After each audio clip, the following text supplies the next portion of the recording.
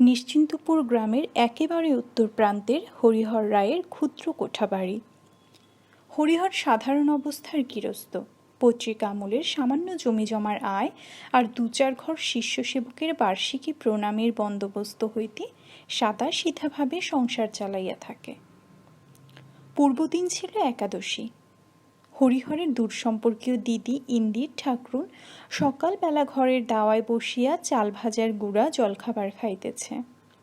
হরিহরের ৬ বৎসরের মেয়েটি চুপ করিয়া পাশে বসিয়া আছে ও পাত্র হইতে তুলিবার পর হইতে মুখে পুরিবার পূর্ব পর্যন্ত প্রতি মুঠা ভাজার গুঁড়ার গতি অত্যন্ত করুণভাবে লক্ষ্য করিতেছে এবং মাঝে মাঝে ক্রমশূন্যায়মান কাঁসার চামবাটির দিকে হতাশভাবে চাহিতেছে। ২-১ বার কি বলি বলি করিয়াও যেন বলিতে পারিল না।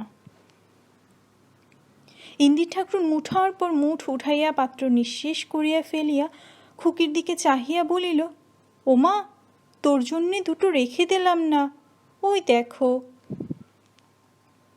মেয়েটা করুণ চোখে বলিল, তা হোক পিতি, তুই খা। দুটো পাকা বড় বিচে কলার একটা হইতে আধখানা ভাঙিয়া ইন্দির ঠাকরুন তাহার হাতে দিল। এইবারে খুকির চোখ মুখ উজ্জ্বল দেখাইল।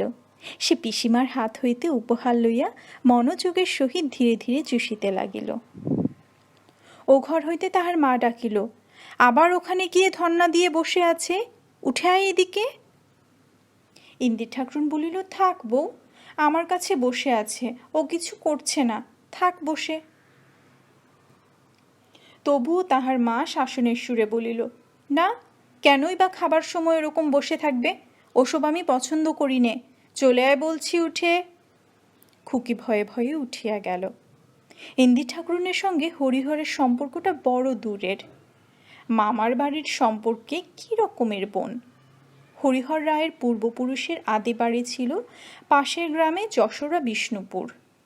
হরিহরের পিতা রামচাঁদ রায় মহাশয় অল্প বয়সে প্রথমবার বিপত্নিক হইবার পরে অত্যন্ত ক্ষোভের সহিত লক্ষ্য করিলেন যে দ্বিতীয়বার তাহার বিবাহ দিবার দিকে পিতৃদেবের কোনো লক্ষ্যই নাই। বছরখানেক কোনো রকমে চক্ষু লজ্জায় কাটাইয়া দেওয়ার পরও যখন পিতার সেদিকে কোনো উদ্যম দেখা গেল না, তখন রামচাঁদ মরিয়া হইয়া প্রত্যক্ষে পরোক্ষে নানারূপ অস্ত্র ব্যবহার করিতে বাধ্য হইলেন। দুপুরবেলা কোথাও কিচ্ছু নাই। সহজ মানুষ রামচাঁদ আহারাদি করিয়া বিছানায় ছটফট করিতেছেন।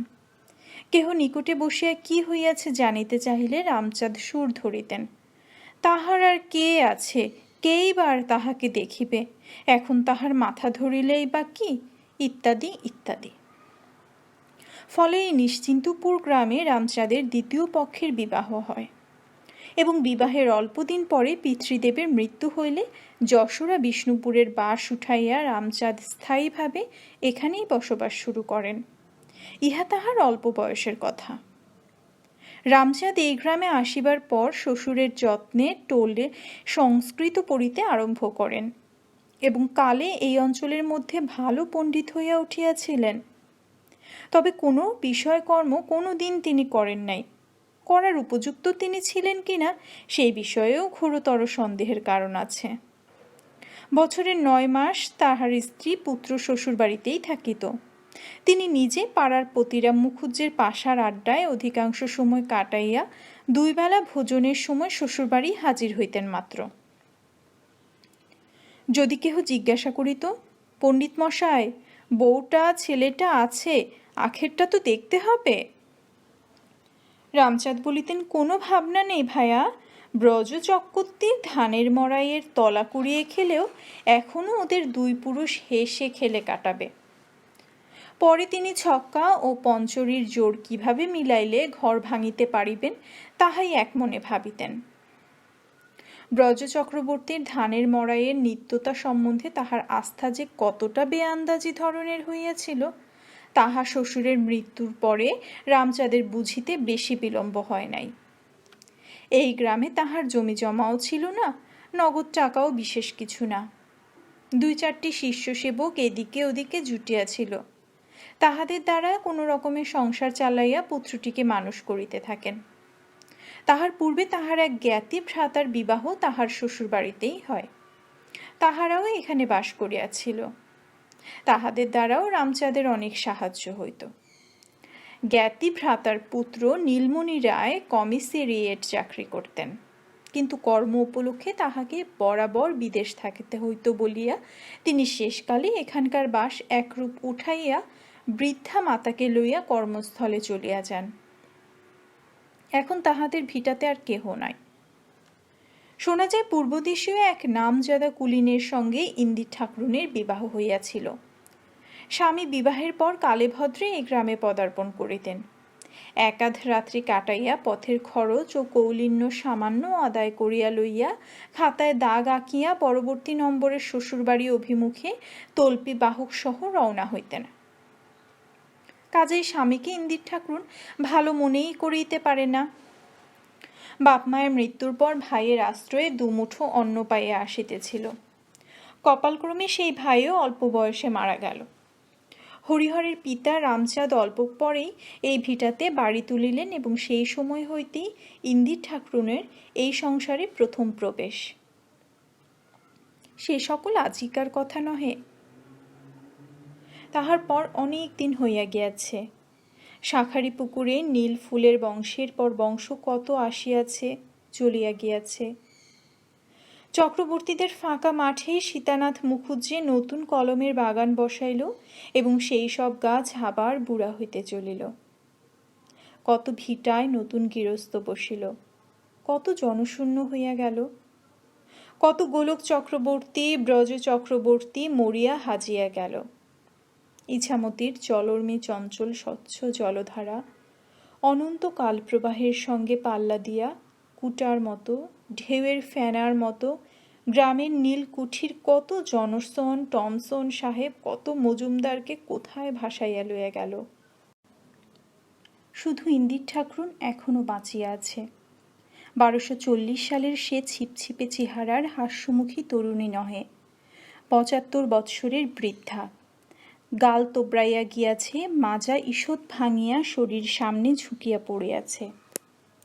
দূরের জিনিস আগের মতো চোখে টাহর হয় না। হাত তুলিয়া যেন রৌদ্রের ঝাঁজ হইতে বাঁচাইবার ভঙ্গিতে চোখ ঢাকিয়া বলে, কে আসে? নবীন? বেহারি? না, ও তুমি রাজু। এই ভিটারে কি কম পরিবর্তনটা ইন্দির ঠাকরুনের চোখের উপর ঘটিয়া গেল? ওই ব্রজ চক্রবর্তীর যে ভিটা আজকাল জঙ্গল হইয়া পড়িয়া আছে, কোজাগরি লক্ষ্মী পূর্ণিমার দিন গ্রাম শুদ্ধ লোক সেখানে পাত পাড়িত। বড় চণ্ডী মণ্ডপে কি পাশার আড্ডাটাই বসিত সকালে বিকালে। তখন কি ছিল ওই রকম বাসবন? পৌষ পার্বণের দিন ওই ঢেঁকিশালে 1 মুন চাল কোটা হইত পৌষ পিঠার জন্য। চোখ বুজিয়া ভাবিলে ইন্দির ঠাকরুন সেই সব এখনো দেখিতে পায় যে। ওই রায়বাড়ির মেজো বউ লোকজন সঙ্গে করিয়া চাল কুটাইতে আসিয়াছেন।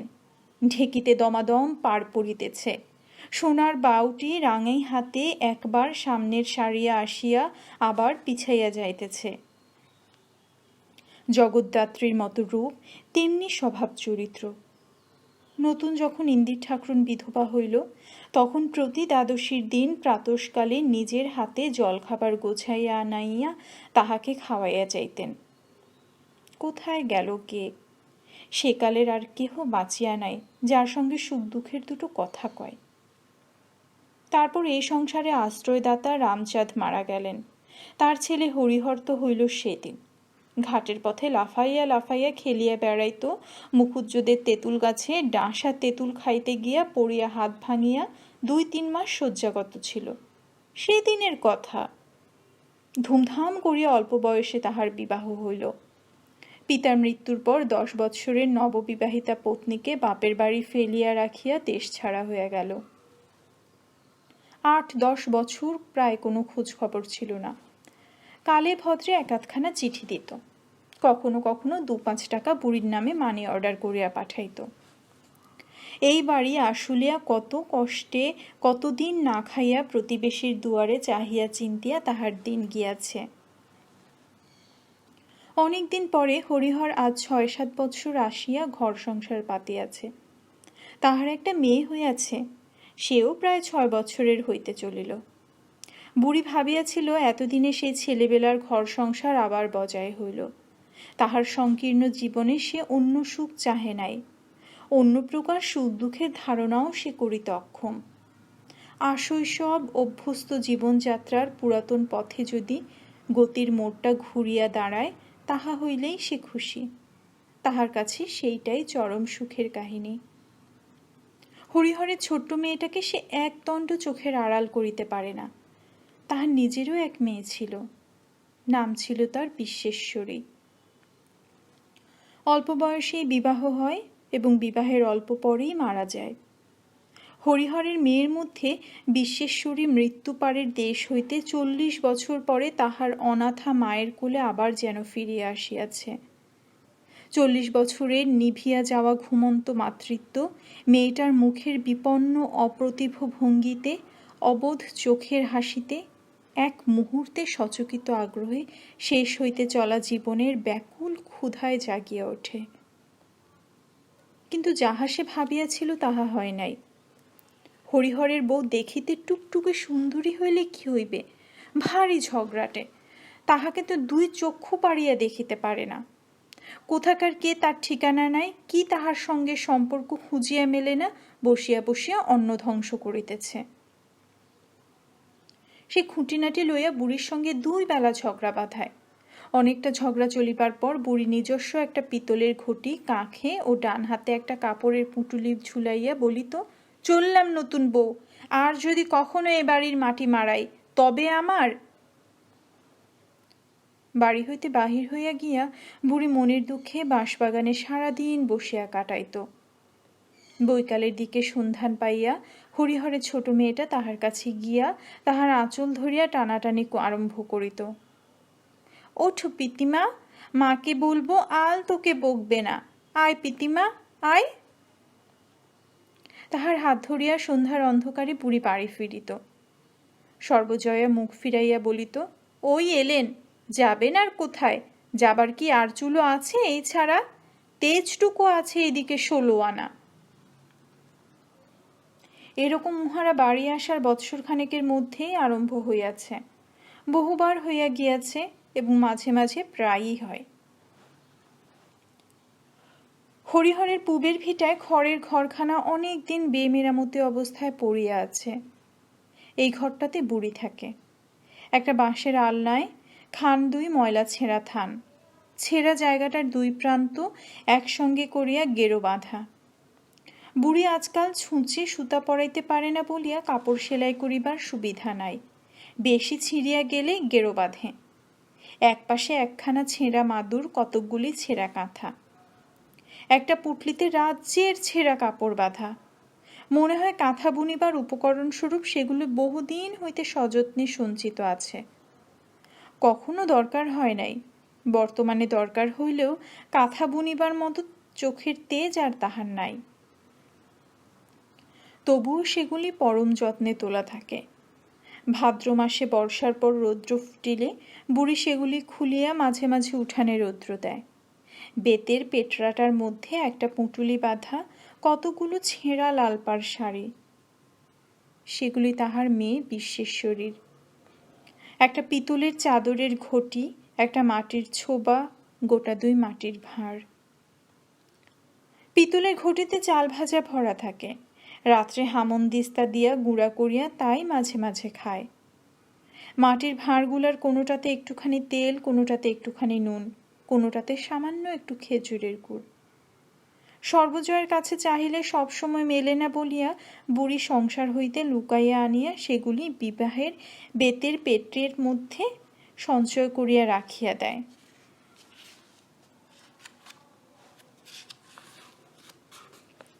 সর্বজয়ে এই ঘরে আসে কচিৎ কালে ভদ্রে কখনো, কিন্তু সন্ধ্যার সময় তার মেয়ে ঘরের দাওয়ায় ছেঁড়া কাঁথা পাতা বিছানায় বসিয়া অনেকক্ষণ পর্যন্ত এক মনে পিসিমার মুখে রূপকথা শোনে।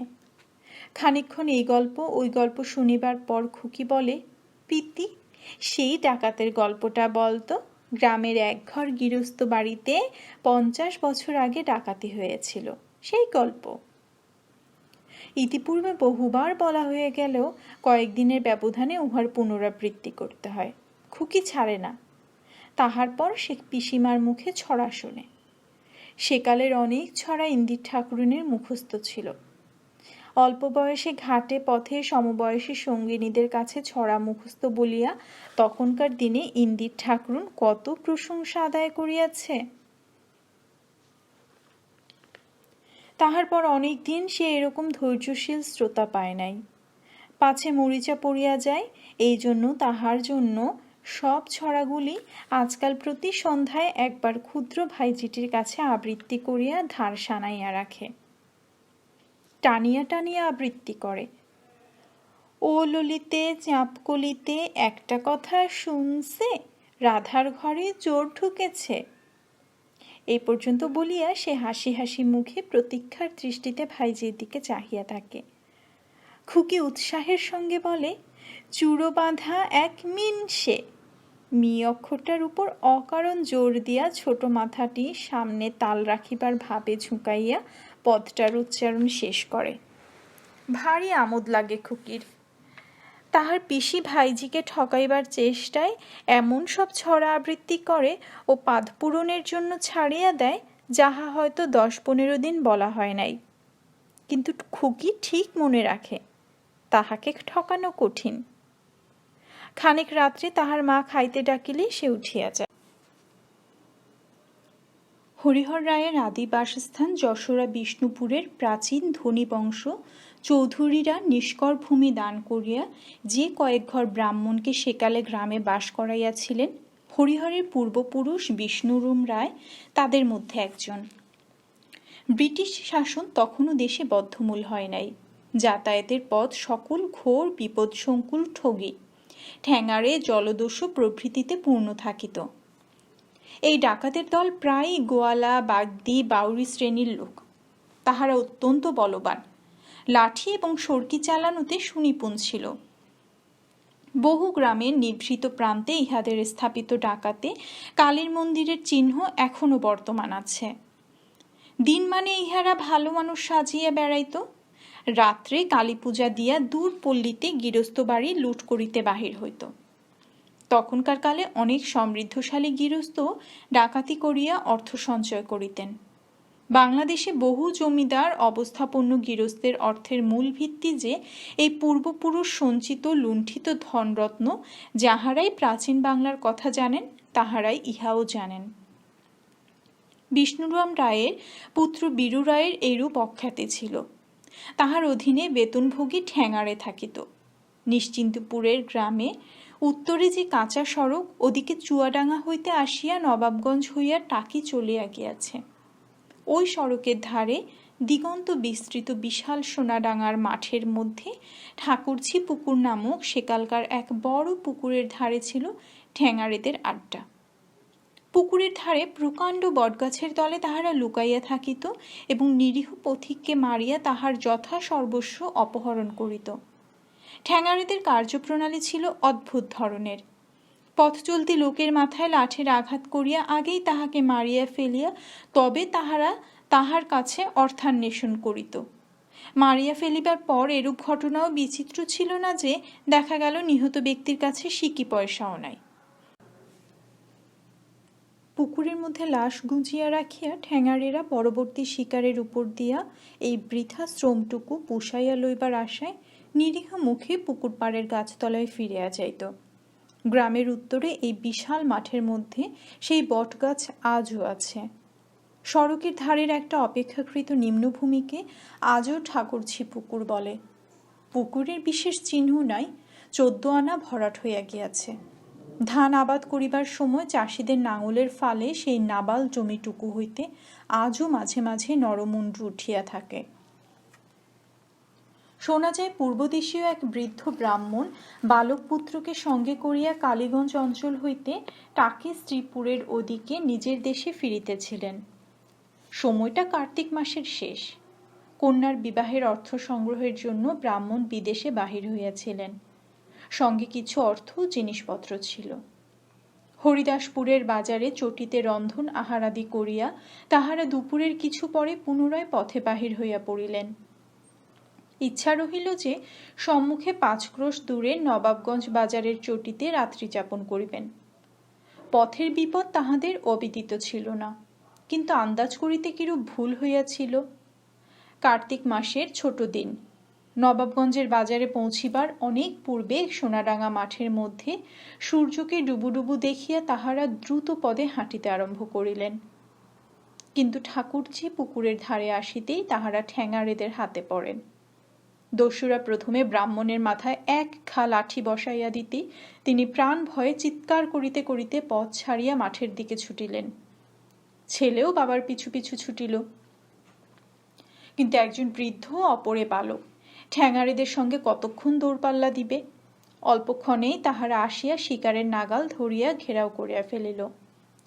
নিরুপায় ব্রাহ্মণ নাকি প্রস্তাব করেন যে তাহাকে মারা হয় ক্ষতি নাই, কিন্তু তাহার পুত্রের জীবন দান, বংশের একমাত্র পুত্র, পিণ্ডলোপ ইত্যাদি ইত্যাদি।